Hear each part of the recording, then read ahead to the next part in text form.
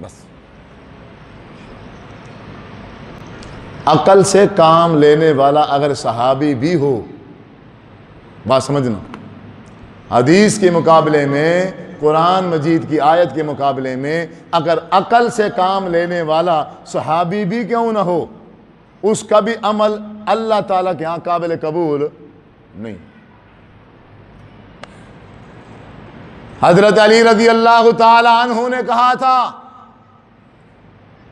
اگر شریعت اور دین عقل کا نام ہوتا تو عقل کیا کہتی ہے؟ عقل کہتی ہے کہ جب انسان موزے پہنتا ہے سردیوں میں تو موزوں کے اوپر مسح کیا جاتا ہے،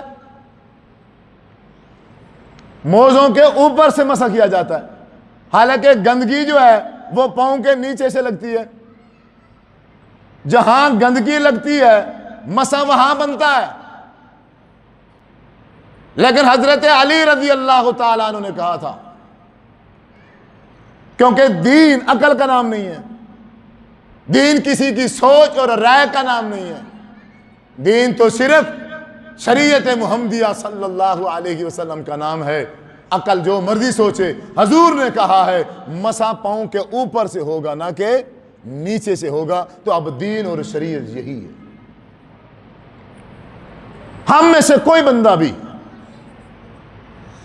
اگر کوئی نیک عمال کرے گا اپنے دماغ کے زور پر تو اللہ تعالیٰ کے ہاں وہ قابل قبول نہیں۔ بڑی ایک اہم بات ہے جس کی طرف میں آپ کی توجہ دلانا چاہتا ہوں۔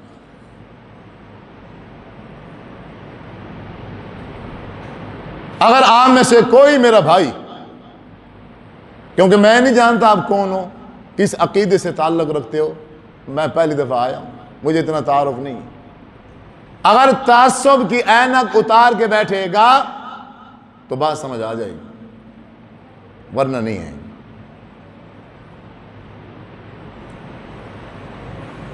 اپنے آپ کو فری کرنا پڑے گا کہ میں کچھ نہیں ہوں، میں صرف مسلمان ہوں، آج قرآن اور حدیث کو مانوں گا، جو بات قرآن کہہ دے گا اور جو بات حضور صلی اللہ علیہ وسلم کا فرمان کہہ دے گا میں مانوں گا، بس۔ پھر تو کوئی بات پلے پڑے گی، ورنہ بالکل ہی نہیں پڑھنے والی۔ پھر آپ پڑھتے رہو نمازیں، پھر آپ عبادات کرتے جاؤ، رزلٹ جہنم ہے اگر اصلاح نہ ہوئی تو۔ شیطان نے قسم اٹھائی تھی، جس چیز کی طرف میں توجہ دلانا چاہتا ہوں اسی چیز کے بارے میں شیطان نے قسم اٹھائی تھی اللہ کے سامنے کھڑے ہو کے۔ سورۃ ہجر ہے، پارہ نمبر 14 ہے۔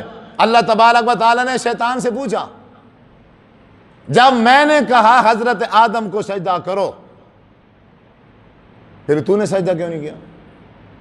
وجہ کیا ہے؟ اب اس نے وجہ بیان کی۔ وجہ یہ ہے، اے اللہ تو نے مجھے آگ سے بنایا اور حضرت آدم کو مٹی سے۔ اب شیطان نے اپنے دماغ سے سوچا، اللہ کے حکم کے مقابلے میں شیطان نے کیا کیا؟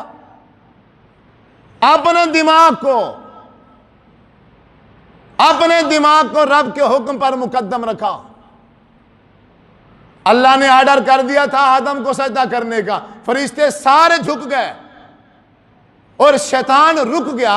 وجہ کیا بنی؟ وہ سوچنے لگ گیا، اس نے اپنی عقل کو دخل دیا، اپنے دماغ کو استعمال کیا کہ یہ کیسے ہو سکتا ہے کہ ایک اعلیٰ ادنا کو کیسے سجدہ کرے گا؟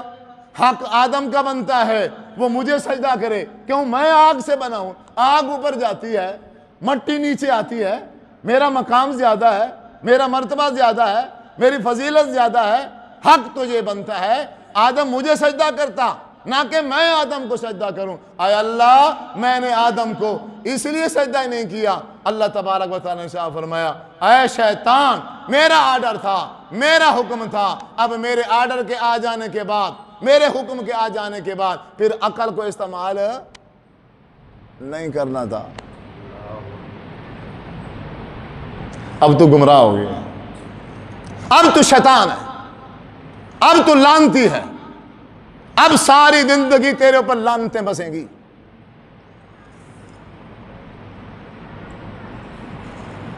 اللہ تعالیٰ سے دعا کی، اے اللہ مجھے مہلت دے، مجھے موت نہ دینا، میری یہ تو دعا قبول کر. اللہ تعالیٰ نے دعا قبول کر لی. جیسے ہی دعا قبول ہوئی نا شیطان کی، تو شیطان نے کیا کہا؟ قال رب بما اغویتنی، اے میرے رب جس چیز کی وجہ سے تو نے مجھے گمراہ کیا ہے، جس چیز کی وجہ سے تو نے مجھے کیا کیا؟ گمراہ.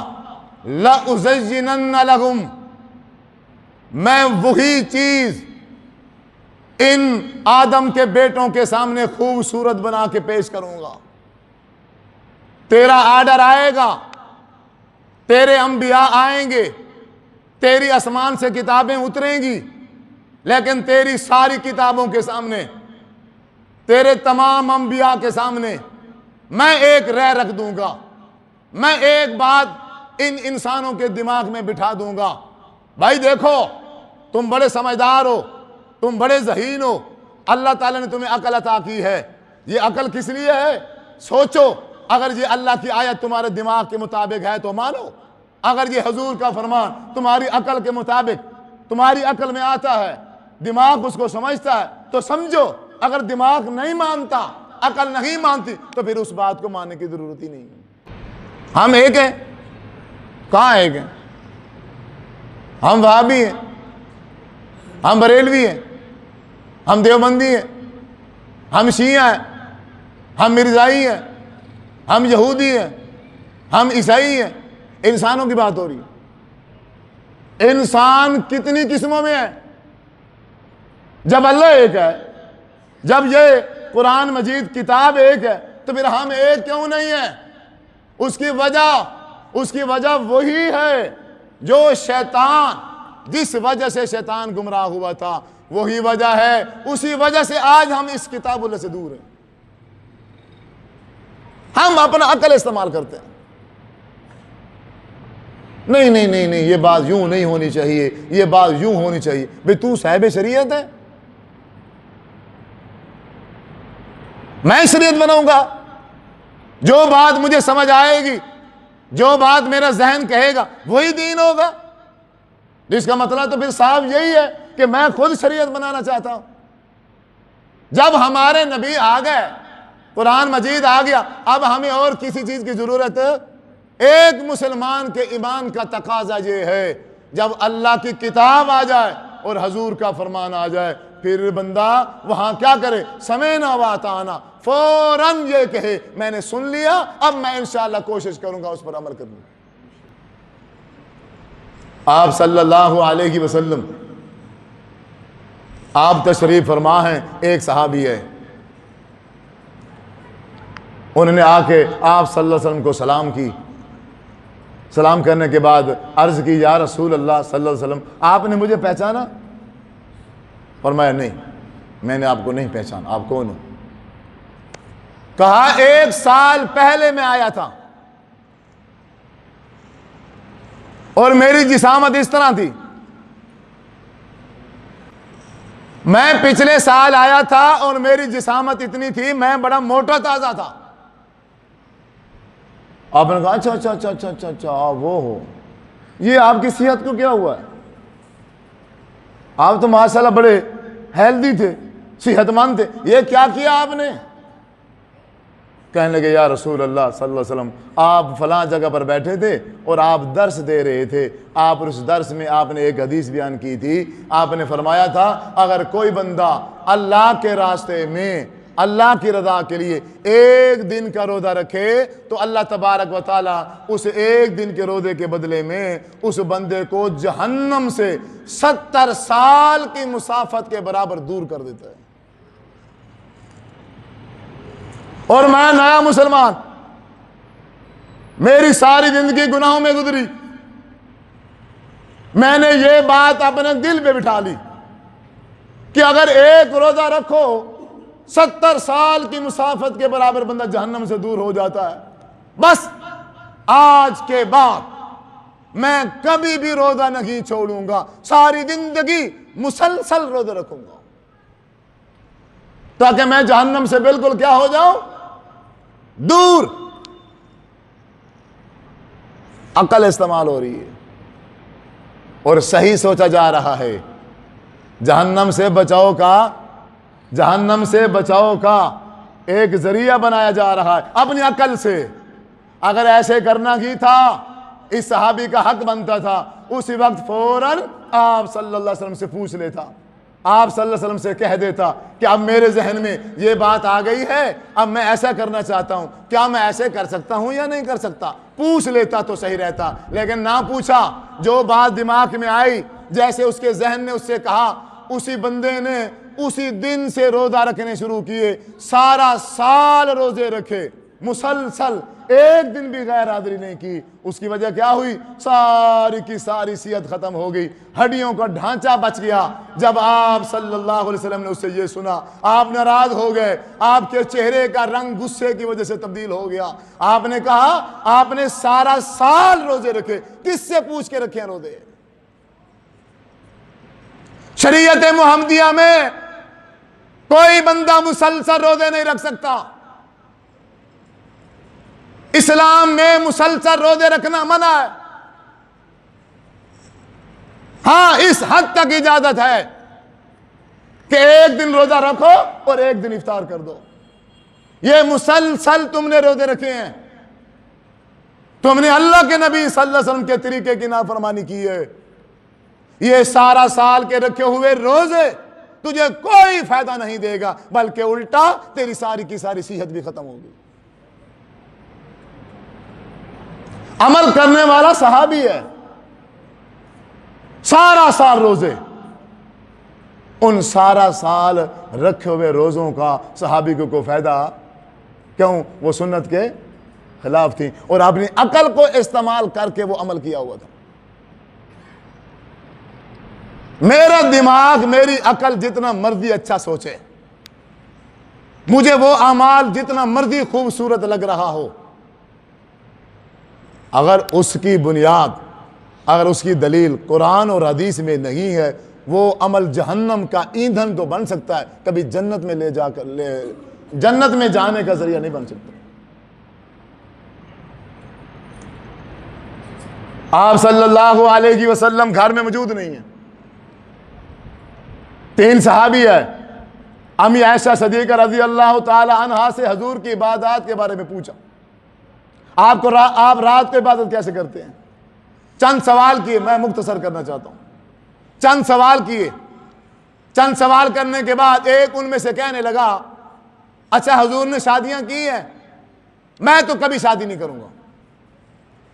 وجہ بھئی شادی ہوگی, پھر بچے پیدا ہو جائیں گے, پھر بچوں کی روزی روٹی کپڑے, پھر تو بندہ ان میں مصروف ہو جاتا ہے, صحیح معنی میں عبادت نہیں ہو سکے گی. بس نہ شادی کروں گا نہ ہی بچے پیدا ہوں گے, بس اکیلا میں ہوں گا نا, بس انشاءاللہ صبح بھی اللہ کھانا دے دے گا, شام کو بھی دے دے گا, میں دن بھی اور رات بھی اپنی ساری زندگی عبادت میں گزار دوں. یہ سوچ ہے. دوسرے نے کہا, اچھا آپ روزہ بھی رکھتے ہیں اور افطار بھی کرتے ہیں, میں کبھی بھی روزہ افطار نہیں کروں گا, ہر روز روزہ رکھوں گا.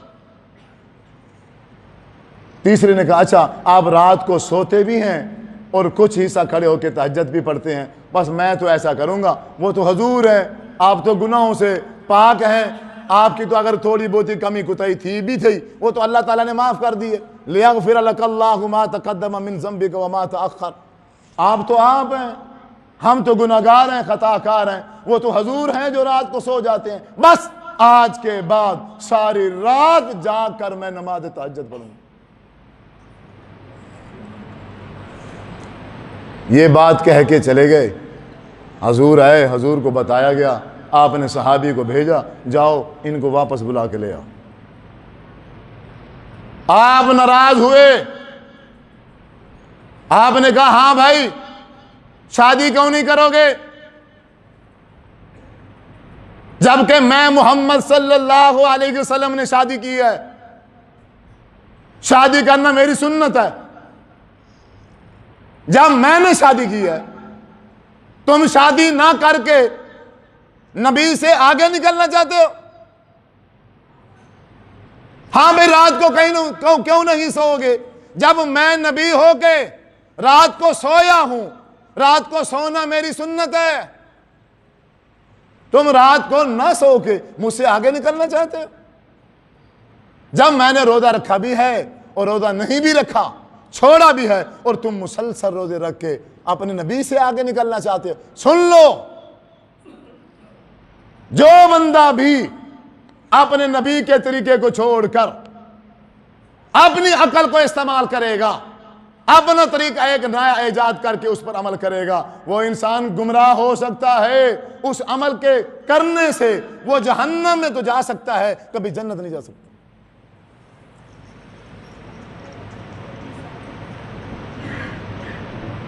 اور ہم ٹھہرے عقل کے پجاری،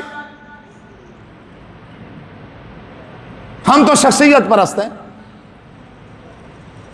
ہم کیسے ہم مسلمان ہیں؟ کس طرح سے ہم نے اپنی محبت حضور کے ساتھ جوڑی ہوئی ہے؟ دعوے محبت کے حضور سے ہیں اور ہمارے اعمال حضور کے طریقے کے مطابق نہیں۔ ہر بندہ اپنی عقل کی بنا پر اس کا پجاری بنا ہوا ہے اور اسی کے مطابق زندگی گزار۔ آپ صلی اللہ علیہ وسلم، رمضان کا مہینہ ہے، صحیح مسلم شریف کی حدیث ہے، آپ رمضان کا مہینہ ہے، مکے کی طرف سفر روانہ ہے، حضور نے بھی روزہ رکھا ہوا ہے، بعض صحابہ نے بھی روزہ رکھا ہوا ہے، چند صحابہ نے روزہ نہیں رکھا۔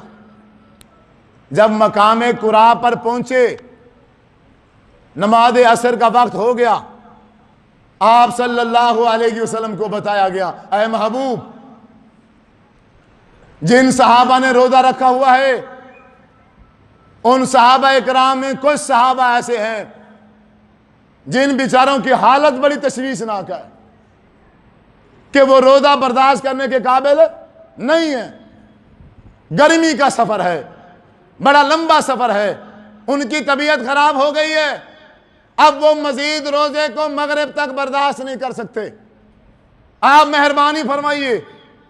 آپ صلی اللہ علیہ وسلم نے فرمایا، اے بلال رضی اللہ تعالیٰ عنہ، اعلان کرو، تمام صحابہ اکرام کو جمع کر دو۔ سارے صحابہ جمع ہو گئے، آپ نے پیالے میں پانی لیا اور پانی لے کر تمام صحابہ کے سامنے آپ صلی اللہ علیہ وسلم نے اپنا روزہ افطار کر دیا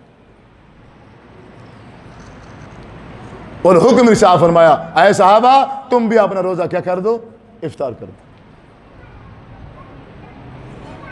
آپ یہ جو کام کر رہے تھے اپنی مرضی سے کر رہے تھے؟ نہیں، آپ صاحب شریعت ہیں، آپ وحی کے علاوہ کوئی کام نہیں کر سکتے۔ اللہ نے رخصت دے دی، اللہ نے اجازت دے دی ہے، ٹھیک ہے، روزہ مغرب تک ہے۔ اے محبوب، آپ کے ساتھیوں کی طبیعت جو خراب ہو گئی ہے، ٹھیک ہے، آپ عصر کو افطار کر دیجیے۔ آپ نے آ کے صحابہ کے سامنے پانی پی کے روزہ افطار کر دیا اور صحابہ کو کہا تم بھی روزہ کیا کر دو؟ افطار کر دو۔ صحابہ نے روزہ افطار کر دیا۔ چند صحابہ نے روزہ نہ افطار کیا، بات سمجھنا، چند صحابہ نے روزہ افطار نہ کیا، آپس میں کہنے لگے آپ نے جو روزہ افطار کیا ہے یہ تو آپ نے ان کے لیے کیا ہے جو روزے کو برداشت نہیں کر سکتے تھے۔ ہمارے اندر قوت ہے، ہمارے اندر طاقت ہے، ہمارے اندر ابھی برداشت موجود ہے، اگر ہم روزے کو مغرب تک لے جائیں تو ہم روزے کو مغرب تک لے جا سکتے ہیں، ہمارے اندر طاقت ہے، اس لیے ہم روزہ افطار نہیں کرتے، ہم روزہ مغرب کو افطار کریں۔ عقل کو استعمال کیا کہ نہیں کیا؟ عقل کو استعمال کیا نا حضور کے حکم کے مقابلے میں، رزلٹ دیکھو کیا نکلتا ہے۔ آپ صلی اللہ علیہ وسلم کو بتایا گیا، محبوب آپ کے روزہ افطار کر دینے کے باوجود بھی چند ساتھی ایسے ہیں جنہوں نے ابھی تک روزہ افطار نہیں کیا اور وہ کہہ رہے ہیں ہم مغرب کو کریں گے۔ آپ نے کہا ہے بلال سب کو جمع کرو، سارے جمع ہو گئے، اور حضور نے ارشاد فرمایا جن لوگوں نے میرے روزہ افطار کرنے کے باوجود بھی ابھی تک روزہ افطار نہیں کیا، اولئک هم العصاة، اولئک هم العصاة، اولئک هم العصاة، 3 بار آپ نے کہا یہ نافرمان لوگ ہیں، یہ نافرمان لوگ ہیں، یہ نافرمان لوگ ہیں، روزہ رکھنے کے باوجود بھی یہ لوگ نافرمان ہیں۔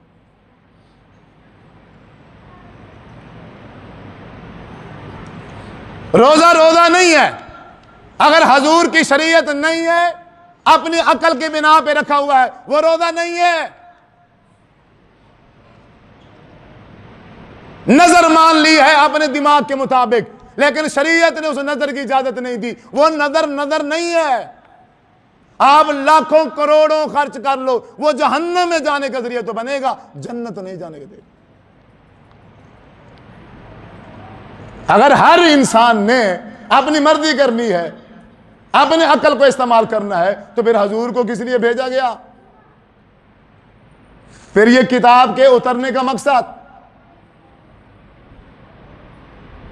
کتاب کو اتارا اس لیے ہے، حضور کو بھیجا اس لیے ہے کہ ہر انسان کا دماغ مختلف ہے، ہر انسان کی سوچ کیا ہے؟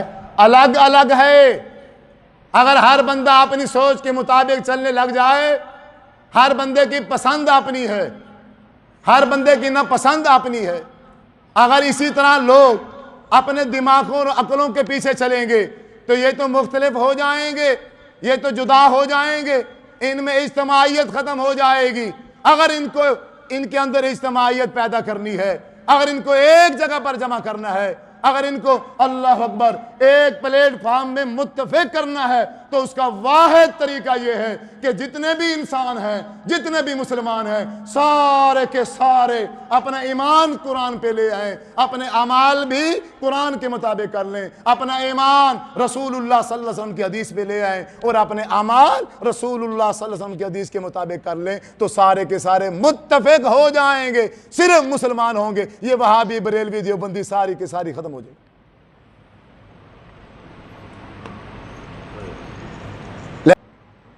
جمعے کے بعد پوچھا آپ کیوں نہیں گئے؟ کیا حضور آپ کے حکم کے مطابق میں نے صحابہ کو بھیج دیا ہے، لیکن میں نے پھر دماغ میں سوچا، اسی دماغ نے ہمیں گمراہ کیا ہوا ہے، جو اصل بات میں آپ لوگوں کو سمجھانا چاہتا ہوں۔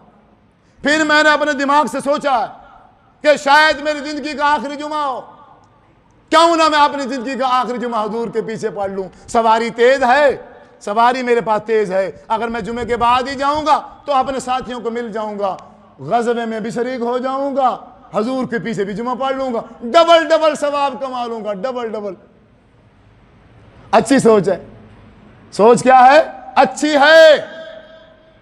حضور نے کہا اے عبداللہ سن، جو میری بات مان کر صبح صبح روانہ ہو گئے، لو انفقت ما فی الارض جمیعا، اگر تو ساری دنیا کا مال اور سامان اکٹھا کر کے اللہ کے راستے میں خرچ کر دے، تو پھر بھی جو میری بات مان کر صبح صبح روانہ ہو گئے ہیں، ان کے اجر اور ثواب کو تو نہیں پہنچ سکتا۔